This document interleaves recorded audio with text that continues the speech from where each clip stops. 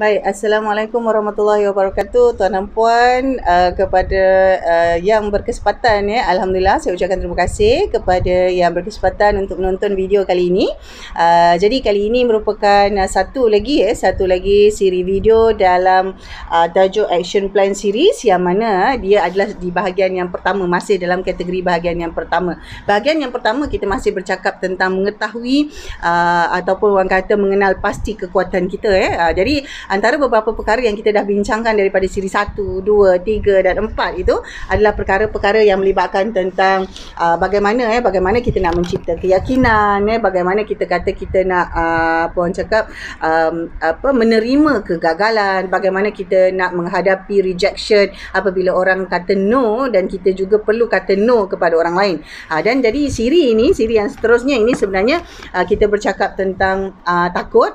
Bagaimana kita kata takut itu sebenarnya adalah satu perasaan dan dia bukan satu fakta. Jadi apabila kita kata ia adalah satu perasaan, ia adalah satu perkara yang orang kata bukan solid ataupun bukan ultimatum dalam perkara-perkara yang kita buat. Jadi untuk itu tuan dan puan, apabila kita bercakap tentang fear ataupun kita kata tentang takut, dia ada banyak kesannya dalam konteks kita sebagai individu, di mana kita perlu membuat banyak keputusan kita perlu membuat banyak keputusan dalam perkara-perkara yang kita lakukan. Jadi antara keputusan-keputusan penting itu melibatkan hal-hal kehidupan kita dan juga perkara-perkara yang melibatkan banyak pengurusan organisasi terutamanya.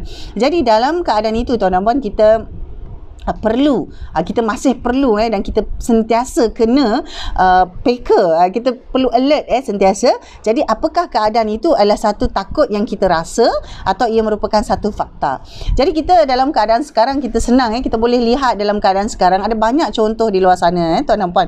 Katalah contohnya kita takut nak keluar rumah, kita takut nak pergi berjabat, kita takut nak pergi mesyuarat, contoh Jadi dalam keadaan itu apakah yang menyebabkan kita takut? Apakah ia adalah hanya satu perasaan? Jadi takut ini wujudnya kerana kita kata sekarang ada pandemik dan ada keadaan di mana kemungkinan kita dijangkiti virus di luar. Jadi kita takut. Itu faktanya. Faktanya adalah kerana keadaan sekarang ada orang kata ada kemungkinan virus di luar, kita tak mahu kena pada kita. Jadi apabila kita tahu keadaan itu, faktanya begitu, maka apakah fakta-fakta lain? Contoh, virus hanya akan orang kata transfer dan memberi kesan kepada individu apabila keadaan sekian-sekian. Virus hanya akan memberi kesan kepada individu yang sekian-sekian. Jadi apabila kita ada fakta-fakta ini, maka kita pun dapat bersedia untuk menguruskan rasa takut itu tadi. Jadi contohnya yang pertama, kita kata keluar kita pakai mask. Kedua, kita kalau keluar tidak boleh ramai jangan pergi kat kawasan yang ramai orang ataupun sesak, contoh Dan yang ketiga, apabila kita keluar kita kata jangan lama, contoh. Ini adalah contoh-contohnya. Jadi apabila kita mengetahui apa sebenarnya fakta di sebalik daripada perasaan kita itu tadi, maka kita dapat menguruskannya dengan lebih baik. Jadi dalam keadaan semasa tuan dan puan, kita kata ada banyak yang kita lihat, yang kita perhatikan dalam keadaan semasa. Kita lebih banyak bergantung kepada feelings, iaitu perasaan perasaan takut, perasaan orang kata ragu-ragu, kita tak yakin. Itu adalah perkara-perkara yang sebenarnya asasnya perasaan. Jadi apabila kita nak urus tuan dan puan, kita beralih kepada melihat satu lagi, iaitu apa fakta-faktanya. Jadi katalah contoh kita takut nak teruskan bisnes ni, macam mana kalau nanti saya terpaksa tutup, contoh. Itu adalah perasaannya. Faktanya apa? Faktanya adalah kita melihat kepada angka-angka, iaitu contoh laporan kewangan, data pelanggan, jumlah orang kata testimoni yang baik, jumlah komplain ataupun jumlah feedback yang negatif. Jadi semua itu adalah berbentuk angka-angka dan data-data. Jadi apabila kita lihat itu semua, itu menjadi satu fakta. Apabila kita analisis, dia akan jadi satu fakta. Apabila jadi satu fakta, kita boleh menyusun tindakan, kita menyusun action plan kita, dan kita dapat orang kata mengurus perasaan ni tadi. Jadi rupa-rupanya takut nak tutup, sebenarnya tak perlu takut. Kerana sebenarnya kita dah ada sumber, contoh kita ada staff, kita boleh buat ni. Kita ada orang kata bahan-bahan pembelajaran, kita buat ni, contoh. Kita ada sistem, kita boleh buat ni. Kita ada stock inventory yang macam ni, kita boleh buat ni. Jadi apabila kita ada fakta-fakta ni tuan dan puan, kita dapat dapat menguruskan apa perkara-perkara yang kita sebut sebagai ketakutan tu tadi. Itu sebenarnya perbincangan yang sebenar yang kita nak bawa pada hari ini, iaitu tentang bagaimana sebenarnya fear itu ataupun takut itu sebenarnya satu perasaan. Dia bukan fakta. Jadi dia tak boleh dijadikan sandaran untuk kita buat keputusan. Saya takutlah nak keluar, tak payahlah keluar. Contoh. Jadi keputusannya tak keluar sebab takut nak keluar. Jadi itu bukanlah satu orang kata sandaran ataupun orang kata satu solid supporting information untuk kita guna sebagai satu bahan untuk kita buat keputusan. Jadi itu keadaannya. Jadi tuan dan puan, bila kita lihat dalam keadaan sekarang dalam konteks semasa terutamanya, antara perasaan yang banyak sekarang ni adalah di mana kita tak suka, kita tak suka, kita rasa marah, kita benci dengan ahli-ahli politik sebagai contoh. Ini contoh yang jelas. Jadi dalam keadaan sekarang, kalau kita bercakap dengan siapa-siapa pun, ramai akan bercakap mereka tak suka benci dengan ahli politik. Itu adalah satu lagi contoh orang kata perasaan. Faktanya apa?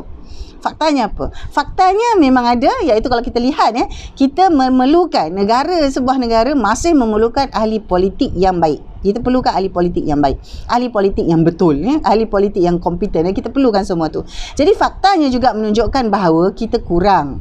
Ataupun kita cakap tak boleh ada, tetapi kita kurang ataupun tidak diberikan peluang kepada ahli-ahli politik yang bagus ini untuk orang kata untuk diketengahkan, untuk dilihat secara jelas bahawa mereka ini memang betul-betul menjalankan tugas berbanding dengan yang tidak. Yang tidak tu lebih banyak nampak daripada yang menjalankan tugas dengan betul. Jadi itu keduanya. Dan yang ketiga, mungkin kita kata faktanya juga adalah di mana kita kekurangan pelapis ataupun ahli politik yang baik untuk naik untuk seterusnya. Faktanya juga bahawa kita tidak menyokong kepada ahli masyarakat atau kawan-kawan kita, ahli keluarga kita untuk menjadi ahli politik. Kerana kita sendiri secara semula jadi kita dah ikut perasaan kita tadi, kita benci. Kita ada satu perasaan begitu. Jadi kita tak mahu anak kita, tak mahu pasangan kita, tak mahu ahli keluarga kita, tak mahu kawan-kawan kita jadi ahli politik. Kerana bila dia jadi ahli politik, dia automatik kita akan benci dia sebab kita kata kita benci ahli politik. Jadi itu adalah satu fakta kita kata, tapi benci itu adalah satu perasaan. Termasuk macam fear, takut, benci, tak suka, itu semua adalah satu perasaan dan dia bukan fakta.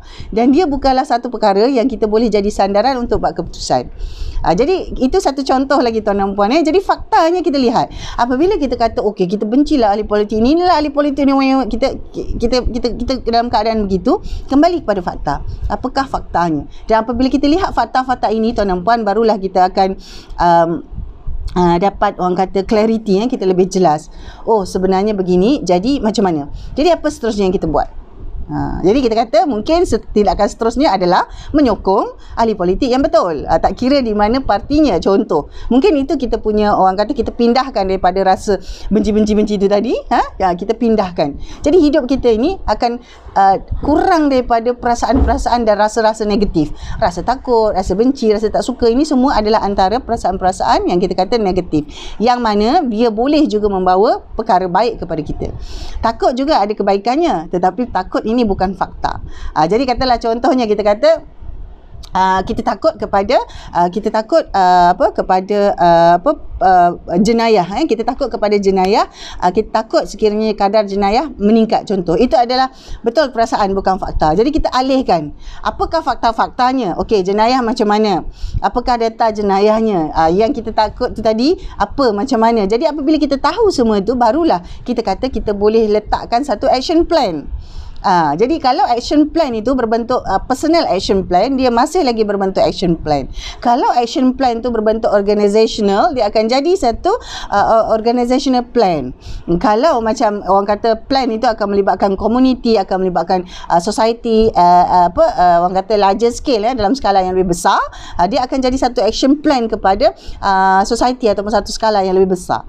Jadi itu antara perbincangan hari ini tuan dan puan. Jadi sekiranya kita kata sama ada kita adalah seorang ketua ataupun kita kata kita adalah seorang usahawan yang mengetuai perniagaan, maka kita masih lagi memerlukan, kita masih lagi perlu melihat perkara-perkara ini secara objektif, dan kita perlu melihat bagaimana kita nak uruskan fear kita tu tadi supaya kita boleh beralih dan fokus kepada fakta-fakta yang benar, fakta-fakta yang benar. Jadi untuk itu tuan-tuan puan, saya muat naik video ini di Facebook dan juga di channel YouTube. Jadi tuan-tuan puan boleh rebroadcast dan boleh tonton, boleh share, boleh tinggalkan komen dan subscribe.